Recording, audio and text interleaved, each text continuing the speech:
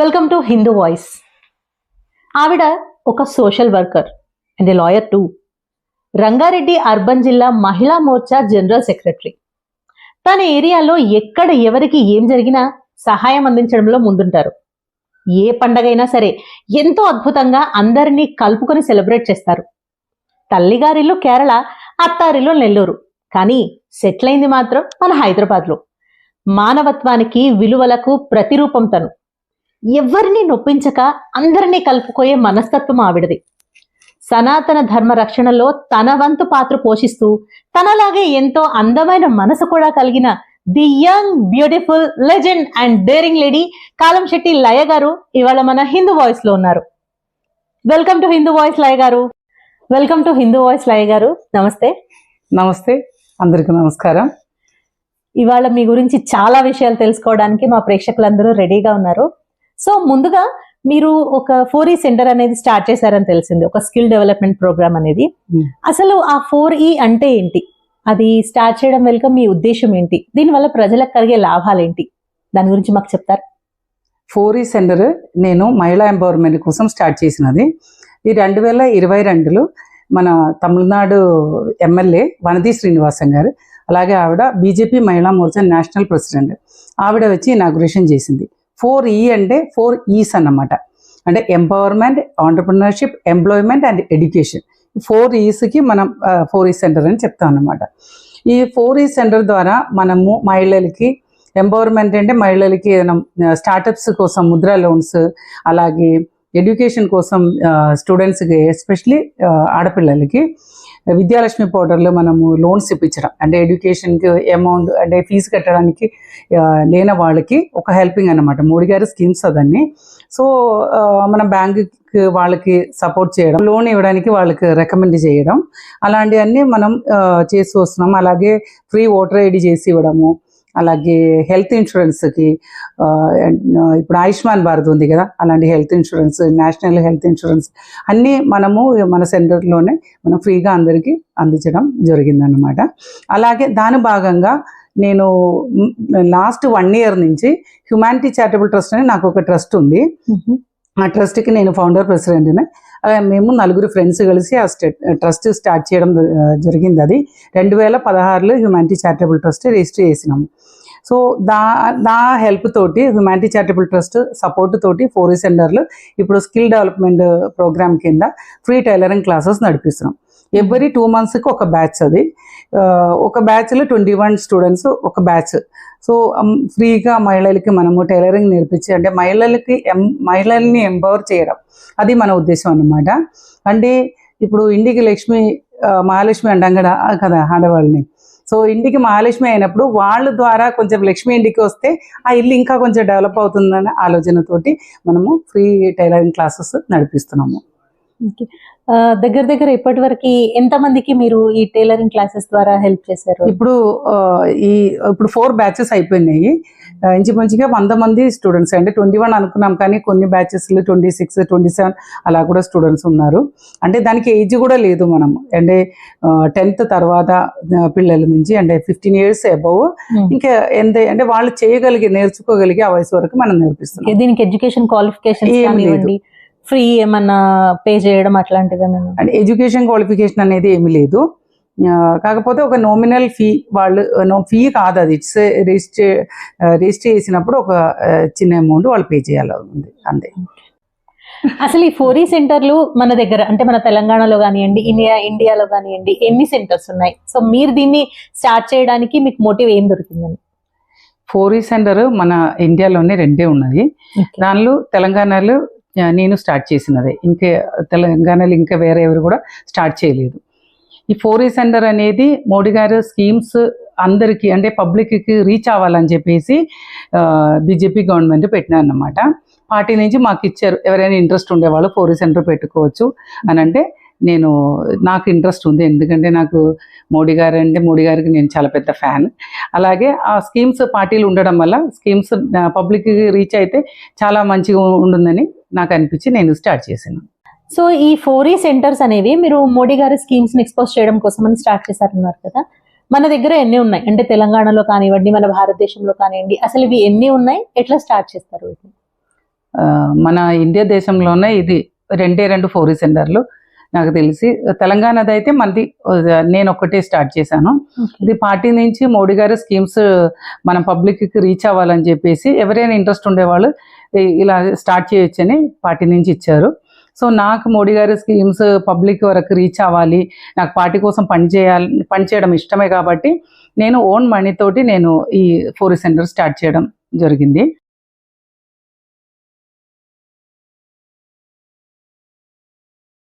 So మీకు party నుంచి ఎటువంటి ఫండింగ్ రావట్లేదు, మీరు ఓన్ మనీతోనే ఇదంతా చేస్తారు? అవును, మనకి దీనికోసం పార్టీ నుంచి ఏమి అమౌంట్ ఏమి ఇవ్వరు, మనం సొంతంగా పెట్టుకోవాలి. పార్టీ కోసం పనిచేస్తున్నాం కాబట్టి నేను ప్రతి నెల 25,000 నాకు దీనికోసం ఖర్చు అవుతుంది.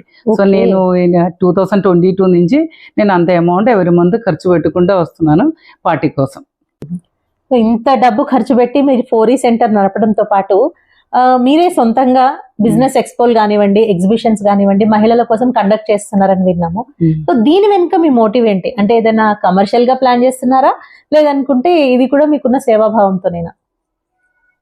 ఎట్లాంటి కమర్షియల్ గా స్టార్ట్ చేయలేదు. అది యాక్చువల్లీ ఏంటంటే every year women's day programme మా కాలనీలో చేస్తూ వస్తున్నాము.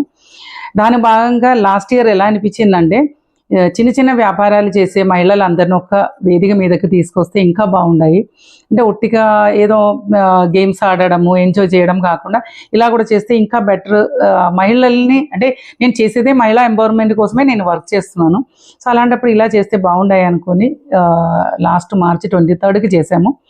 చేసినప్పుడు చాలా మంచి రెస్పాన్స్ అందరి దగ్గర నుంచి, అంటే పబ్లిక్ దగ్గర నుంచి కానీ అలాగే వెండర్స్ కూడా అందరూ కూడా చాలా మంచిగా హ్యాపీగా వెళ్ళారు వన్ డే ప్రోగ్రామ్ పెడితే. సో వాళ్ళందరూ మళ్ళీ కూడా పెట్టండి మీరు ఇలా చేస్తున్నారు కాబట్టి మాకు ఇంకా మంచి అవుతుంది.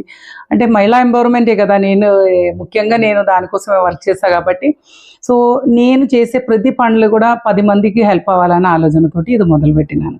సో ఇప్పుడు మొన్న డిసెంబర్ 13, 14 కూడా చేశాను. నెక్స్ట్ కమింగ్ మన ఉమెన్స్ డే వస్తుంది, అప్పుడు కూడా మళ్ళీ చేస్తాను. సో మీ ఫస్ట్ ఎగ్జిబిషన్ అనేది ఎప్పుడు స్టార్ట్ చేశారు? అంటే అప్పుడు దాని మీ ఎక్స్పీరియన్స్ ఏంటి? అప్పుడు ఎట్లా ఉంది? అంటే బిజినెస్ చేయడానికి వచ్చిన స్టాల్స్ కానివ్వండి, గెస్ట్లు కానివ్వండి, దాని గురించి ఒపీనియన్ ఏంటి?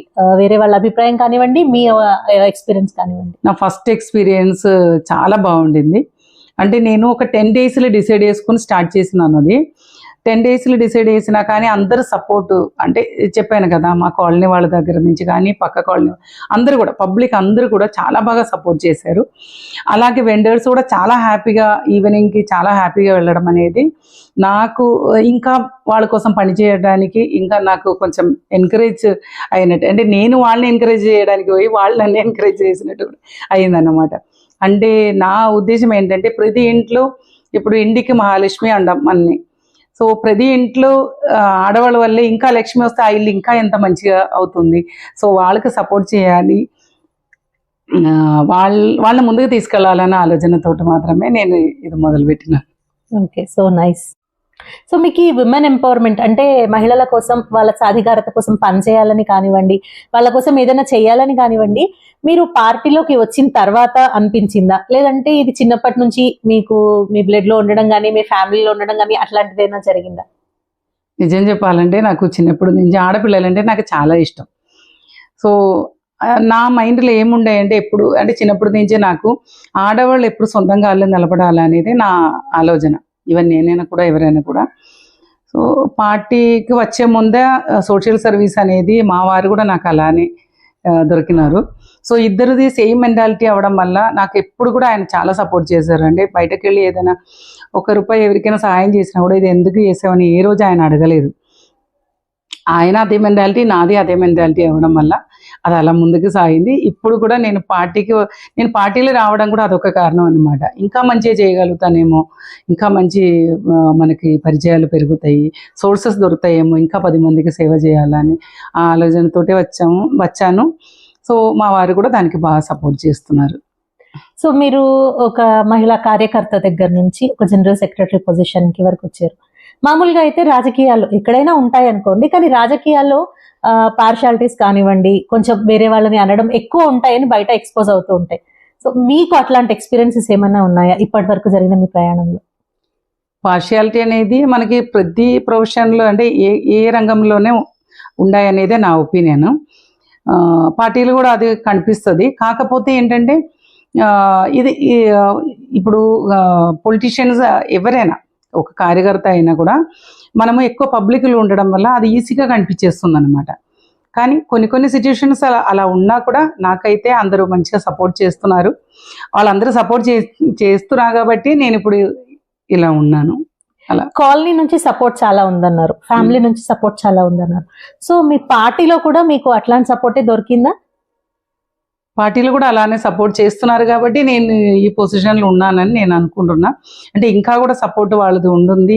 ఇంకా మంచిగా ఇంకా సేవ చేయడానికి నాకు ఇంకా ఛాన్స్ వాళ్ళు ఇస్తారని నేను ఆశిస్తున్నాను. సో మీరు ఇప్పుడు ఈ స్టార్ట్ చేసిన 4E సెంటర్ వల్ల లోన్స్ గురించి కానివ్వండి, తెలియని వాళ్ళకు చాలా ఇన్ఫర్మేషన్ ఇస్తున్నారు, చాలా హెల్ప్ చేస్తున్నారు. వీటి వల్ల నిజంగానే మహిళలకు కానివ్వండి, మిగతా అందరికి కానివ్వండి, నిజంగానే లాభం చేకూరుతుంది అనుకుంటారు? తప్పకుండా లాభం ఉంటుంది. ఎందుకంటే నేను ఇప్పుడు వరకు అంటే పిల్లలకి విద్యాలక్ష్మి పోర్టల్ లోన్ ఇప్పించినప్పుడు వాళ్ళు చాలా సంతోషపడ్డారు. అలాగే కొన్ని స్కీమ్స్ అంటే మధ్యలో మనకి ఎలక్షన్ టైంలో కూడా కొన్ని స్కీమ్స్ వస్తాయి. అలాంటి స్కీమ్స్ అన్నీ 10 మందికి మనం అందించినప్పుడు వాళ్ళకి దాని ఫాయిదా వచ్చినప్పుడు మనం కూడా సంతోషపడతాం కదా. మోడీ గారి స్కీమ్స్ అందరికి అంటే ఎవరికి చేరాలో వాళ్ళ దగ్గరకు చేరుతుందనేది నాకు చాలా సంతోషం అనిపిస్తుంది. సో దీన్ని స్ప్రెడ్ చేయడంలో అంటే మీరు ఇంకేం చేస్తున్నారు? ఇప్పుడు సెంటర్ అనేది ఒక దగ్గర ఉంది, అది మిగతా అందరికీ తెలియట్లేదు. అంటే చాలా మంది తెలియని వాళ్ళు కూడా ఉంటారు. ఇది ఇప్పుడు మీరు ఒక ఏరియాలో పెట్టారు, ఇది ఈ ఏరియాకి మాత్రమే పరిమితం కాకుండా మొత్తం టోటల్ హైదరాబాద్ లో అందరికీ తెలియాలి. సో దానికోసం మీరు ఏం ప్లాన్స్ చేశారు? యాక్చువల్లీ నేను పార్టీలు జాయిన్ అయినప్పుడు నా పోస్ట్ వచ్చి పాలసీ అండ్ రీసెర్చ్ రంగారెడ్డి జిల్లాకి నేను ఇన్ఛార్జ్ అన్నమాట. సో నేను ఎక్కడికి వెళ్ళినా నేను మోడీ గారి స్కీమ్స్ ఏమేమి ఉన్నాయి అంటే పబ్లిక్ ఏమేమి యూస్ అవుతాయని దాని గురించి ఏ మీటింగ్కి వెళ్ళినా కూడా నేను అన్ని దగ్గర మహిళలతోటి నేను దీని గురించి డిస్క్రైబ్ చేసేదాన్ని అనమాట. సో దానివల్ల చాలామందికి దాని గురించి నాలెడ్జ్ వచ్చింది. సో కొన్ని సార్లు మనకి అలాంటి మీటింగ్స్ అవన్నీ అరేంజ్ చేసినప్పుడు మనం దీని గురించి చెప్తాం కదా. సో వాళ్ళకు కూడా ఏదైనా ఉన్నా కానీ మనకు కాల్ చేస్తారు, చెప్పండి అని చెప్తారు, వాళ్ళకి హెల్ప్ చేయండి అని చెప్తారు. సో అలా మనం చేయగలిగినాం ఇప్పుడు వరకు అదని. సో తర్వాత నేను జిఎస్ అయినా కూడా ఇప్పుడు జిల్లా మొత్తం కదా. సో మనకి ప్రతి దగ్గర ఒక్కొక్క డివిజన్లో ఎవరికైనా అవసరం ఉంటే మనకి చెప్పినప్పుడు మనం దానికి హెల్ప్ చేయడానికి రెడీగా ఉన్నాం. ఓకే. మహిళా రిజర్వేషన్ బిల్లు అనేది చాలా వరకు చాలా సక్సెస్ అయింది. సో దీని వల్ల రాబోయే కాలంలో మహిళల భాగస్వామ్యం అనేది ఎట్లా ఉండబోతుంది? మహిళా రిజర్వేషన్ బిల్ అనేది అందరు మహిళలు చాలా హ్యాపీగా ఫీల్ అయిన విషయం.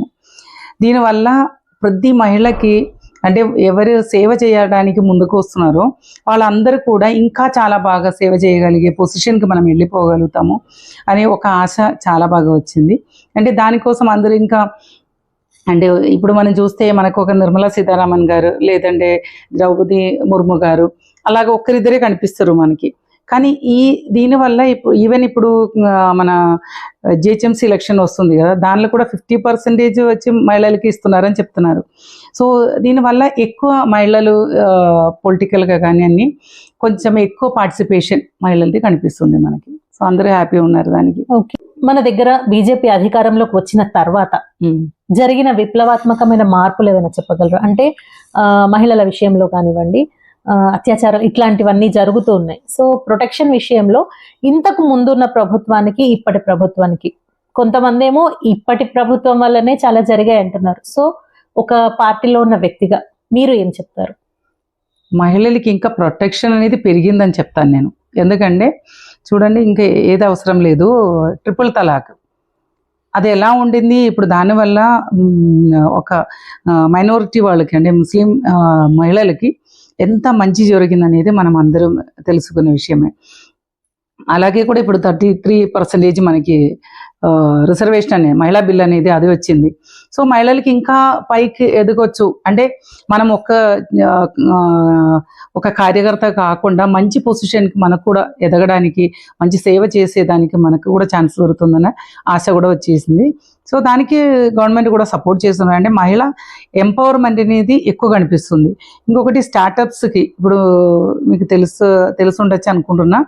ఇప్పుడు మనకు అర్బన్ ఏరియాలో MSME లోన్స్ తీసుకున్న వాళ్ళకైతే సబ్సిడీస్ ఇస్తున్నారు. 25%. ఇప్పుడు మీరు 1 lakh తీసుకుంటే దానిలో 25,000 మీకు సబ్సిడీ వస్తుంది. అలాగే రూరల్ ఏరియాలో అయితే అది 30,000 వస్తుంది. అంటే 30% ఇస్తున్నారు. సో మహిళా ఎంపవర్మెంట్కి కానీ మహిళా రక్షణకు కానీ బీజేపీ గవర్నమెంట్ ఎప్పుడు ముందుకుంటుంది. అది పెరిగిందనే నేనైతే ఖచ్చితంగా అలానే చెప్తాను. మనము ఇంతకుముందే 2014 నుంచి చూస్తే బీజేపీ గవర్నమెంట్ వచ్చినాక మహిళా ఎంపవర్మెంట్కి ఇంత మంచిగా సపోర్ట్ చేసే ఒక గవర్నమెంట్ లేదు. సో స్టార్టప్స్ కానీ అన్ని బిల్స్ కానీ అన్నీ చూసినా కూడా అంతగా మంచిగా మహిళలకు సపోర్ట్ చేస్తున్నప్పుడు మనం ఆలోచించుకోవాల్సినది మహిళా ప్రొటెక్షన్కి గవర్నమెంట్ ఎలా వెనక్కుండారండి. సో అన్ని విధాలుగా మహిళలకి రక్షణ కానీ మహిళల్ని ముందుకు తీసుకెళ్లే దానిలో కూడా బీజేపీ గవర్నమెంట్ ఎప్పుడు ముందుకే ఉంది. So nice. మహిళలు కేవలం ఓటు బ్యాంకుగా మాత్రమే కాకుండా ఒక నిర్ణయాధికారిగా శక్తిగా ఎదగాలని మోడీ అంటుంటారు. ఆ దిశగా మహిళా మోర్చా తరపున మీరు చేపట్టిన కార్యక్రమాలు ఏంటి ఇప్పటి వరకు? మహిళా మోర్చా తరపున మనకి చాలా కార్యక్రమాలు అండి. ఇప్పుడు 33% తీసుకొచ్చినప్పుడు మహిళలు ముందుకు వెళ్ళాలని చెప్పేసి ఎవరు మంచిగా పనిచేస్తున్నారో వాళ్ళ ముందుకు తీసుకెళ్తున్నారు. సో పార్టీలు ముందుకు తీసుకెళ్తున్నారు కాబట్టి ఇప్పుడు చూడండి, ఇప్పుడు మనకి 50% అంటున్నారు జిహెచ్ఎంసీ ఎలక్షన్కి. సో అలా ఛాన్సెస్ ఇస్తే ఇంకా మహిళలందరూ కూడా ముందుకే వస్తారు కదా. సో అది ఒక పెద్ద ఇప్పుడు 33% రిజర్వేషన్ వచ్చినాక మనకి వచ్చే ఎలక్షన్లో అది తెలుస్తుంది అన్నమాట. 4E సెంటర్ తో పాటు స్టార్టింగ్ లో ఒక ట్రస్ట్ ని కూడా మీరు నడుపుతున్నానని అన్నారు కదా. సో దాని పేరేంటి, దాని గురించిన డీటెయిల్స్, దాని ద్వారా మీరు చేసిన కార్యక్రమాలు ఏంటి? 2016లో నేను హ్యుమానిటీ చారిటబుల్ ట్రస్ట్, మా ట్రస్ట్ పేరు హ్యుమానిటీ చారిటబుల్ ట్రస్ట్ స్టార్ట్ చేయడం జరిగింది. అంటే మా కాలనీ వాళ్ళు నా ఫ్రెండ్స్ తోటి స్టార్ట్ చేసినాం అన్నమాట.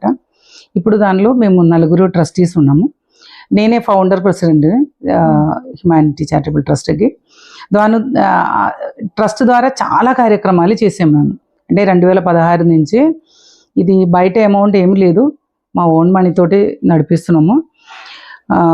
దీనిలో కోవిడ్ టైంలో అయితే మోర్ దాన్ 6,000 ఫ్యామిలీస్కి మేము బియ్యం కానీ పప్పులు కానీ అప్పుడు మాస్కులు కానీ వెజిటబుల్స్ అన్ని రకాలుగా వాళ్ళకి ఇవ్వడం జరిగింది ఆ టైంలో. అలాగే మెడిసిన్స్, అంటే ఎవరెవరికి క్యాన్సర్ పేషెంట్స్ కానీ అలాగే ఎవరైనా చాలా డబ్బులు లేక ఇబ్బంది పడుతున్నా వాళ్ళకి చాలా సహాయం చేసాము. అలాగే పిల్లల్ని చదివించడానికి వాళ్ళకి చాలా హెల్ప్ చేసాము. అలాగే స్కూల్స్కి అంటే బెంచెస్ ఇవ్వడము, అలాగని చాలా, అంటే మనము సోషల్ సర్వీస్ చాలా చేసాం ట్రస్ట్ తరపున. అలాగే ఈ ట్రస్ట్ తరపున ఒక 1 year బ్యాక్ లేడీస్కి, అంటే ఇప్పుడు ఇళ్ళల్లో ఆర్గానిక్ ఫుడ్ లేక క్యాన్సర్ ఇప్పుడు ఈ మధ్య చాలా ఎక్కువైంది. సో అలాంటిదన్నీ కంట్రోల్ చేసుకోవాలని చెప్పేసి లేడీస్కి కొంచెం అవేర్నెస్ తెప్పించినట్టు ఒక 40 మంది స్టార్టింగ్లో ఒక 40 మెంబర్స్ లేడీస్ని తీసుకొని వాళ్ళకి విత్తనాలు ఇవ్వడము, అలాగే అది ఇంట్లో పెంచడానికి పోట్స్, దానికి కావాల్సిన పోట్స్ ఇవ్వడము, అలాగే అదన్నీ చేసినాం అనమాట. థౌసండ్స్ ఆఫ్ ప్లాన్స్ మనము చుట్టుపక్కల కాలనీస్కి కానీ అలాగే స్కూల్స్కి కానీ చాలా దగ్గర మనం పెట్టడం జరిగింది. హ్యుమానిటీ చారిటబుల్ ట్రస్ట్ తరపున మనము అంటే కోవిడ్ టైంలో కాకుండా కూడా చాలా చాలా సోషల్ సర్వీస్ చేసాము. దాని భాగంగా పిల్లల్ని చదివించడం కానీ, పేషెంట్స్కి అంటే మెడిసిన్స్ కొనుక్కోవడానికి డబ్బు లేక ఇబ్బంది పడుతున్న పేషెంట్స్కి వాళ్ళకి మెడికల్ సహాయాలు చేయడం కానీ, అలాగే బుక్స్ పంచడం కానీ, అలాగే పిల్లలకి సైకిల్స్ ఇవ్వడం కానీ, స్కూల్స్లో బెంచెస్ డెస్క్లు అదన్నీ ఇవ్వడం కానీ అన్ని రకాలుగా, అంటే మన వల్ల ఉంది. మేము 4 ఉన్నాము. 4 దానిలో చాలా బాగా జాయిన్ అయ్యి మేము అందరికీ హ్యుమానిటీ చారిటబుల్ ట్రస్ట్ తరపున చాలా సేవలు చేస్తున్నాము. దాని భాగంగానే ఇప్పుడు 4E సెంటర్లో with the help of humanity charitable trust ఇప్పుడు ఈ ప్రోగ్రామ్ కూడా స్కిల్ డెవలప్మెంట్ ప్రోగ్రామ్ కూడా మనం చేస్తున్నాం.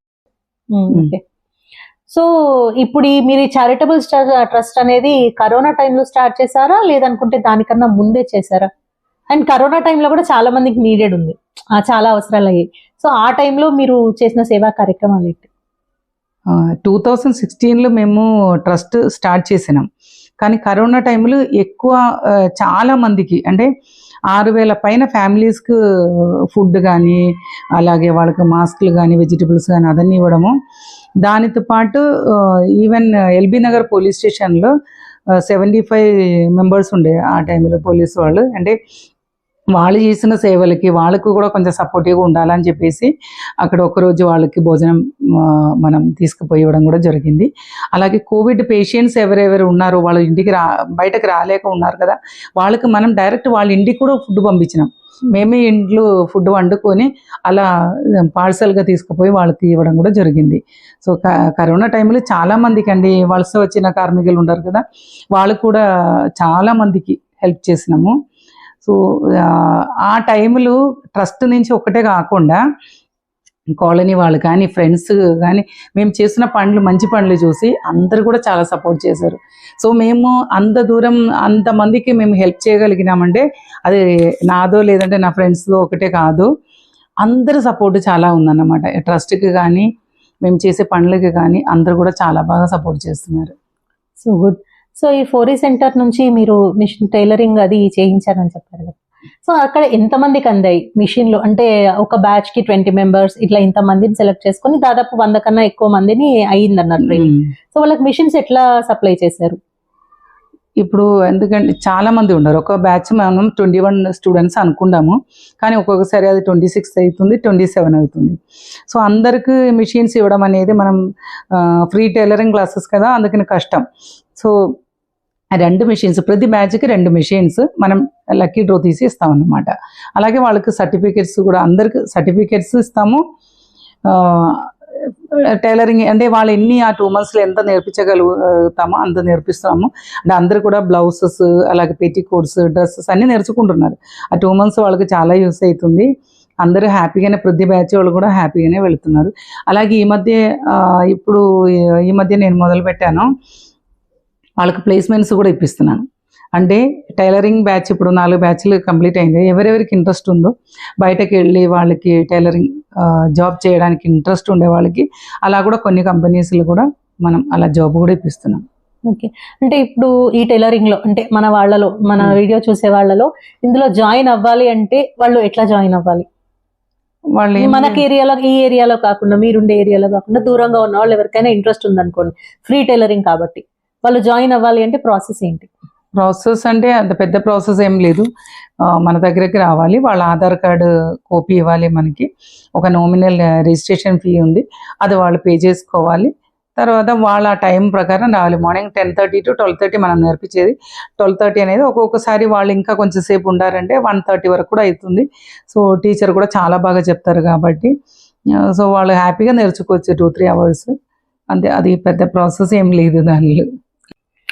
మీ మ్యారేజ్ అయ్యే నాటికి మీరు డిగ్రీ కంప్లీట్ చేశారు, BA. So almost 25 years gap తర్వాత, అంటే ఇప్పుడు పిల్లలు వాళ్ళ ఎడ్యుకేషన్ మొత్తం అయిపోయి వాళ్ళు సెటిల్ అయిపోయిన తర్వాత ఇన్ని ఇయర్స్ కి మళ్ళీ మీరు BBL LLBలో జాయిన్ అయ్యారని తెలిసింది. ఎందుకు ఇంత గ్యాప్ తీసుకున్న తర్వాత ఇప్పుడు మీకు LLB చేయాలి అనే థాట్ ఎందుకు వచ్చింది? అంటే ఎక్కడ ఇన్స్పైర్ అయ్యారు మీరు? యాక్చువల్లీ చెప్పాలంటే చిన్నప్పటి నుంచి లాయర్ అవ్వాలనేది నా చాలా చిన్నప్పటి నుంచి కోరిక అన్నమాట. మా అమ్మ కోర్టులోనే డిస్ట్రిక్ట్ కోర్టులో జాబ్ చేసేది. సో మా అమ్మ కోర్టులో ఉండడం వల్ల మేము చిన్నప్పటి నుంచి వెకేషన్ అప్పుడు అంతా కోర్టుకు వెళ్ళేవాళ్ళం. అలా జడ్జెస్ వాళ్ళందరినీ చూడడం, అక్కడ ఆడుకుండే ఆ టైం నుంచి అప్పటి నుంచే నాకు మైండ్లో ఇలా కోర్టులోనే మనం కూడా వెళ్ళాలి, జడ్జ్ అవ్వాలని అది ఉండేది. కానీ కొన్ని కారణాల వల్ల మళ్ళీ LLB నేను చేయలేదు. తర్వాత పెళ్ళి అయినా కూడా మా వారు కూడా చాలాసార్లు చెప్పాను నేను LLB చేయాలని.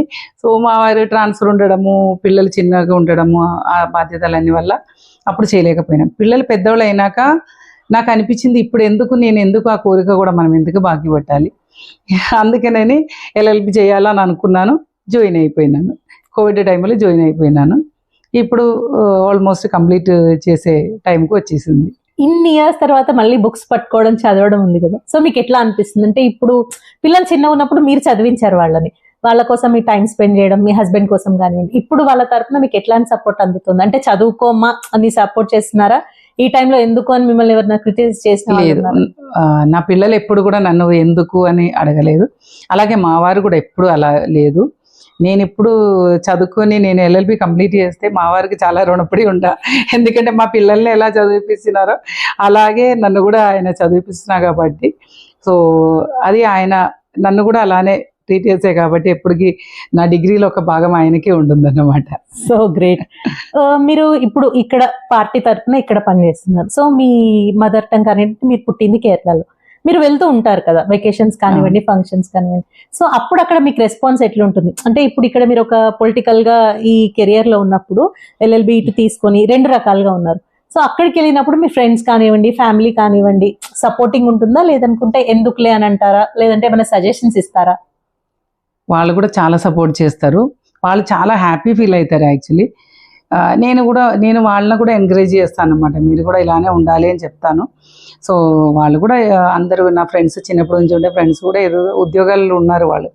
సో అలానే కూడా వాళ్ళు కూడా చాలా హ్యాపీ ఫీల్ అవుతారు, సపోర్టివ్గానే ఉన్నారు వాళ్ళు. అంటే కొంతమంది ఫ్రెండ్స్ కూడా నన్ను చూసి మేము కూడా లా చేస్తాం అన్నట్టు ఇప్పుడు వాళ్ళు స్టార్ట్ చేస్తున్నారు. అలాగే పొలిటికల్గా కూడా ఇప్పుడు మీకు అందరికీ తెలుసు బీజేపీ పార్టీ కొంచెం కేరళలో తక్కువ. నేను వెళ్ళినప్పుడు అంతా మన ఆర్ఎస్ఎస్ గురించి కానీ పార్టీ గురించి కానీ ఎక్కువ వాళ్ళతోటి డిస్కస్ చేస్తాం. మేము ఫ్రెండ్స్ తప్పకుండా కలుస్తాం అన్నమాట. అందరం కలిసినప్పుడు నేను ఒక టాపిక్ ఎట్టైనా తీసుకొస్తాను. ఇది సబ్జెక్ట్ బీజేపీ కానీ ఆర్ఎస్ఎస్ కానీ తీసుకొచ్చినప్పుడు వాళ్ళు కూడా చాలా మార్పు వస్తుంది. ఈవెన్ హిందూస్ కాని వాళ్ళు కూడా మనకు చాలా సపోర్టివ్గా, నా ఫ్రెండ్స్ ఉన్నారు ముస్లిమ్స్ కూడా ఉన్నారు, వాళ్ళు కూడా చాలా సపోర్టివ్గానే ఉన్నారు మనకి అలా. సో మొత్తానికి ఇక్కడ కాలనీలోనే కాక అక్కడ వెళ్ళి కూడా వాళ్ళని ఎల్ఎల్బి విషయంలో పార్టీ విషయంలో కూడా మీరు ఇన్స్పైర్ చేస్తున్నారు అనమాట వాళ్ళని. తప్పకుండా అండి. ఎడ్యుకేషన్ దానికని మనకు ఒక ఎండ్ ఉండదు కండి, వయసు ఉండదు కదా. సో ఎప్పుడైనా నేర్చుకోగలుగుతా కాబట్టి వాళ్ళకి నేను చెప్తా, వాళ్ళు నన్ను ఎంకరేజ్ చేస్తారు, వాళ్ళు నన్ను చూసి ఎంకరేజ్ అవుతారు. నేను కూడా వాళ్ళు కూడా చాలా యాక్టివ్గా ఉండరు నా ఫ్రెండ్స్ అందరూ. సో నాకు అది వాళ్ళని చూసే నాకు ఎంకరేజ్మెంట్, నన్ను చూసినప్పుడు వాళ్ళు కూడా అలానే అనుకుంటారు. అలాగే మన పార్టీ కూడా డెవలప్ అవ్వాలి. బీజేపీ మెయిన్లీ ధర్మం కోసం దేశం కోసం ఉండా కాబట్టి నేను వాళ్ళకి అదే చెప్తాను అనమాట. ధర్మం కోసం దేశం కోసం మనం నిలబడాలంటే వాళ్ళు కూడా మెల్లమెల్లగా పార్టీకే సపోర్ట్ చేస్తున్నారు. మీరు మీ సొంత ఖర్చుతో ఫోరీ సెంటర్ రన్ చేస్తున్నారు, హ్యుమానిటీ ట్రస్ట్ రన్ చేస్తున్నారు, మీరు ఒక పర్యావరణవేత్తగా కూడా ఉన్నారు. ఇవన్నీ కాకుండా సోషల్ వర్కర్ గా చాలా విషయాలు, చాలా సేవలు చేస్తున్నారు సమాజానికి. సో ఒక పార్టీలో ఉండి అండ్ పార్టీలో లేకపోయినా కూడా సోషల్ వర్కింగ్ చాలా చేస్తున్నారు, అంటే చాలా సేవలు చేస్తున్నారు. మీకే కనుక ఒక కార్పొరేటర్ గా ఛాన్స్ వస్తే సో ఇవన్నీ ఇట్లాగే కంటిన్యూ చేస్తారా, లేదంటే ఇంకా దీన్ని మించి ఇంకా ఏం చేయాలనుకుంటున్నారు మీరు? నేను పార్టీలో రాకముందే సోషల్ సర్వీస్ చేశాను చాలా. పార్టీలో రావడం కూడా ఇంకా బాగా సోషల్ సర్వీస్ చేయడానికి ఇంకా నాకు ఛాన్స్ వస్తుంది, అంటే ఇంకా మంచిగా నాకు దానికి అవకాశం ఎక్కువ అవుతుంది అనుకుని వచ్చినాను. సో ఇంకా పార్టీ ఇప్పుడు మళ్ళీ దానికి ఇంకా చెయ్యండి అనే అవకాశం ఇస్తే తప్పకుండా చేస్తాను. దానికోసం వెయిట్ చేస్తున్నాను.